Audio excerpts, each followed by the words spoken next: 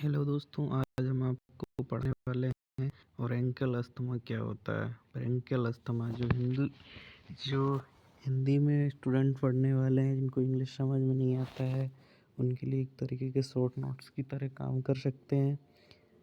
इसलिए हम आपको कुछ इसके बारे में बताते हैं।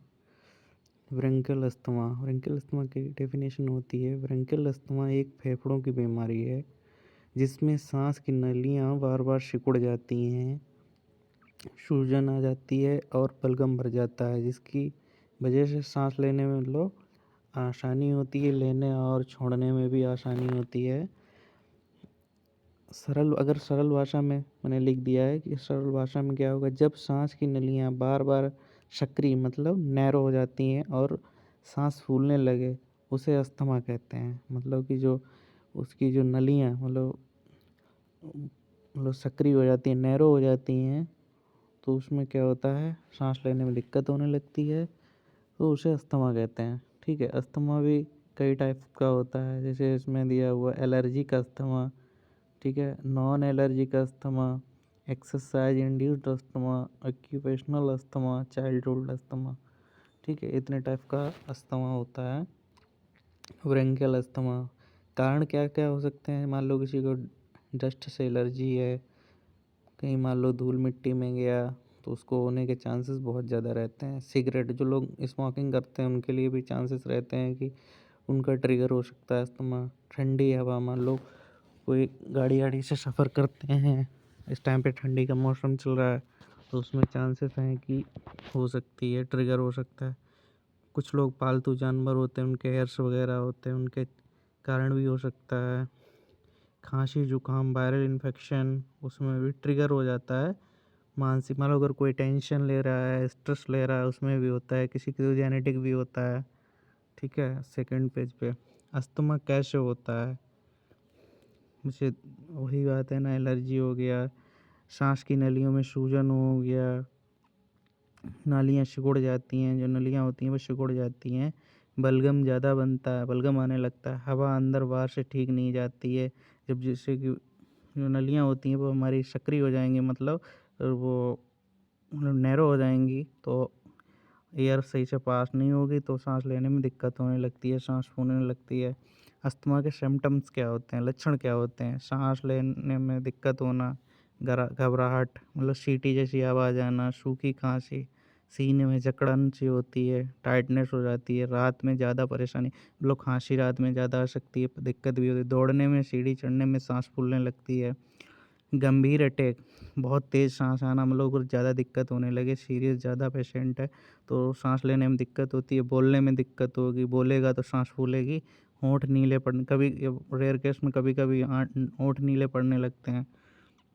इसकी डायग्नोसिस क्या है, स्पायरोमेट्री टेस्ट होता है, लेकिन ज़्यादातर डॉक्टर एक्सरे यहाँ पे प्रीफर करते हैं। ठीक है, चेस्ट एक्सरे हो गया, सीबीसी हो गया, जिसमें एलर्जिक एब्सोल्यूट एसिनोफिल काउंट्स वगैरह देखते हैं, एलर्जिक टेस्ट हो गया, आईजीई लेवल टेस्ट होता है, जो ज़्यादातर अस्थमा के लिए डॉक्टर प्रिस्क्राइब करते हैं, एडवाइज करते हैं।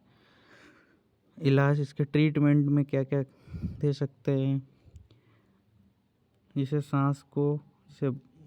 सांस लेने में मतलब इससे थोड़ी आसानी हो जाती है। दिक्कत जो दवाइयाँ होती हैं, जैसे सल्ब्यूटामोल, ट्रिब्यूटेलाइन, फर्मेट्रोल,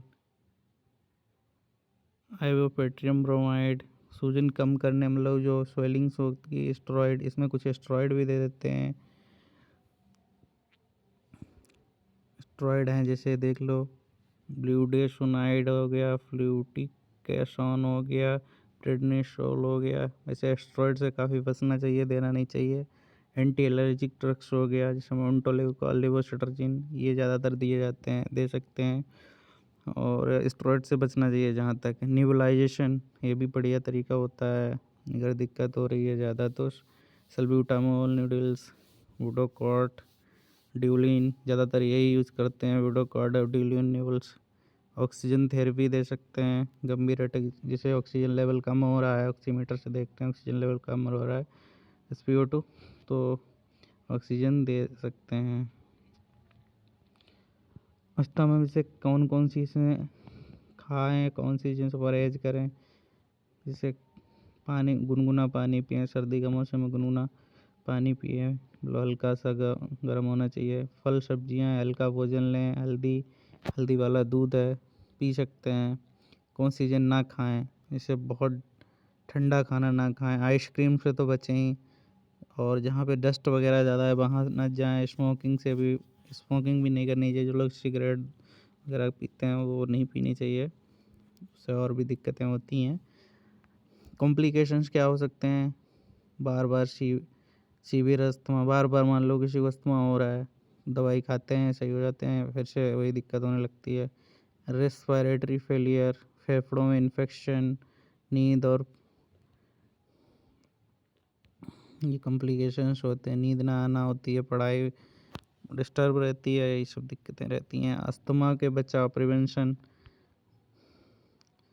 प्रिवेंशन में हमें धूल मिट्टी से बचना चाहिए, ठंडी हवा से, सिगरेट ना पिएं, ठीक है, स्मोकिंग से बचें, इनहेलर का प्रयोग करें, समय पे डॉक्टर को दिखाएं, फ्लू और निमोनिया के टीके लगवाएं, तो अलग बात है, ठीक है। अस्थमा के मुख्य वजह एलर्जी, सबसे ज़रूरी जांच है स्पायरोमेट्री। सबसे आम दवा है सल्ब्यूटामॉल। ये गवर्नमेंट हॉस्पिटल SC PSC से भी अवेलेबल है। सल्ब्यूटामॉल हो गया, ड्रीफाइलिन हो गया, डॉक्सीफाइलिन। सबसे आम लक्षण जैसे जब पेशेंट सोता है तो सीटी जैसी आवाज़ आती है, या बोलेगा तो हल्की हल्की सीटी सी आवाज़ निकलती है, व्हीजिंग साउंड्स आती है। इमरजेंसी में नेबुलाइजेशन और ऑक्सीजन है। अस्थमा पूरी तरह ठीक नहीं होता है, इसका कंट्रोल रहता है। अगर ट्रिगर ना हो तो कंट्रोल रहता है। अगर वीडियो सही लगा हो तो लाइक करें, सब्सक्राइब करें। बहुत बहुत धन्यवाद।